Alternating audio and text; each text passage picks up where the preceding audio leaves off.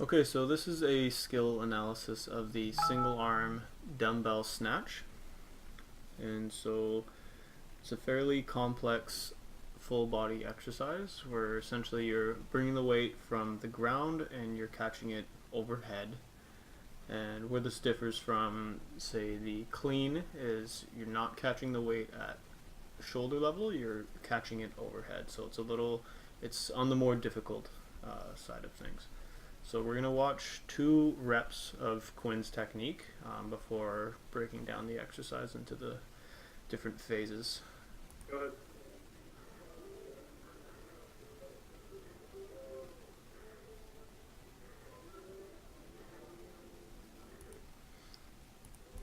Alright, so we'll stop here. So this is the starting phase, starting position. And so as we can see with Quinn here, he is leaning a little bit forward.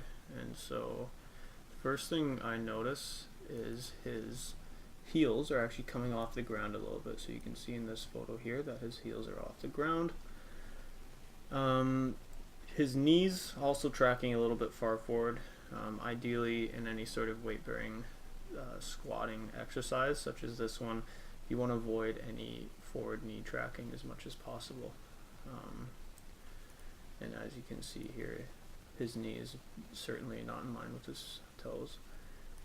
Third thing to point out, his starting position of where the weight is, it's also quite far forward, so naturally he's going to be leaning forward to grab the weight. And so basically when you're doing this exercise, you want to keep the weight as close to your center of gravity as possible, and that's going to help you keep stable throughout the exercise. And then the last thing to mention here, his spine position, as you can see, it's a little bit rounded here, and so that can be problematic, especially long term. If he continues to do this way, it's going to put unnecessary pressure on his spine. So you're going to want to have straight as back as possible, and you can see especially in his lumbar portion of the spine, he's really got some curvature going on. So we'll see the next part of the phase here. So this is the catch phase, and as I mentioned before, ideally you want the catch to be overhead for the snatch, whereas the clean, you're catching it at shoulder level. So Quinn's kind of in between here. You can see some obvious bending in his elbows, and so in this position we'd actually want his arm to be fully extended over his head. Again, his knees are quite heavily tracking forward. This can be problematic, especially for people with knee pain. This is a good way to re-aggravate any sort of knee injury and also cause knee injuries, especially when they get to heavier weight bearing exercises. And then again, heels coming off the ground, that's not helping his center of gravity. He's obviously not stable in this position. His back position, not too bad. You can see a bit of a curve in the lumbar spine, could suggest that he's maybe slightly overextending a little bit, and this is a way of compensating for a lack of core strength. On this side of things, you can see his left knee is slightly further back, and so that's not ideal. You want to have a even stance for these types of exercises, so that's something I would get him to work on, just really making sure his stance stays even throughout the whole exercise.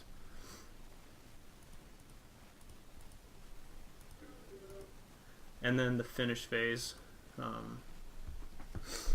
not a whole lot going here. Really the most noticeable thing, he's still leaning forward a little bit. You can see a slight gap between his heel and the floor, and also his spine is noticeably extending more than I'd like. You can see it right here. Again, it's a way of compensating for a lack of core strength, so his body is moving forward and his spine is compensating for that fact. So really you want to keep in a neutral spine in this position.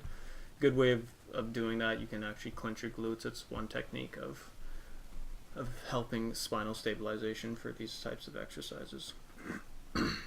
So definitely some things to work on for the dumbbell snatch, but it's a pretty complex exercise and it does take a lot of practice, so some pretty concrete things to work on.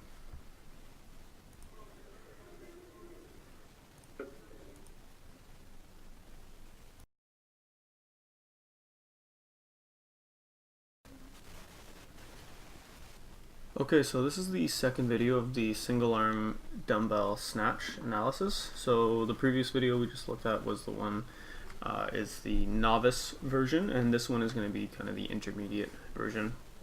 And so we'll just kind of look at some of the key differences in technique just between the two different videos. So just like the last one, we'll take you through a full repetition first before we start analyzing the different phases. So.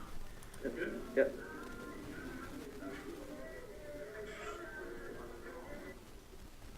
So that's our full rep there in real time. Okay, so now we'll just go through the phases again. So just like the last one, we have our setup phase. And so first thing to notice here, when comparing it to the last video, if we're going to start at the feet here, we can see that my feet are basically flat on the ground, and so that's going to help a lot for stabilization. We can see in the previous video that Quinn's heels are actually coming off the ground quite a bit, so he's leaning forward a lot, and that's going to make an unbalanced position during the rep. Second point to make, knees. As you can see here, my knees are kind of flared out a little bit. This is kind of an external rotation that's ideal for any sort of squatting position, and they're also even as well. Same thing with my feet. Using the ground and the carpet as kind of a landmark just to make sure my feet are even, and that's going to keep kind of solid balance throughout the repetition as I go in to the next phase. Next point to make is my back position. So, it's not nearly as curved as we saw in the last video, so we can see that my back is fairly straight. You can tell that I'm stabilizing and I'm not rounding my lower back especially. And this is important, again, just for your entire kinetic chain. As you're going through, you want to make sure that you're stable throughout, activating your core and just keeping your spine in a neutral position as much as possible. If we continue on with the spine, we can see my cervical spine just right here. My natural position, I do have a bit of a forward head lean, but one thing to make sure that you're doing when you're doing these types of exercises is that you're not looking forward. A lot of people have the tendency to do that, mainly because a lot of people do these exercises in front of a mirror, and so we have a tendency to look at ourselves, whereas you really want to be looking not necessarily straight down on the floor, but just so that your neck is in line with your spine. So if you're going to be looking forward, you're going to get a kind of hyperextension in your cervical spine when you do that. And so we'll bring this into the next phase. Actually, before we go, one other thing to mention is just the actual weight position itself. So in the last video we saw Quinn had the weight quite forward, whereas mine is actually quite just closer to my center of gravity here. And this is going to allow for just a straighter pull, and I'm going to get more power out of this as well. And it also doesn't allow me to lean forward as much as what we noticed in the last video.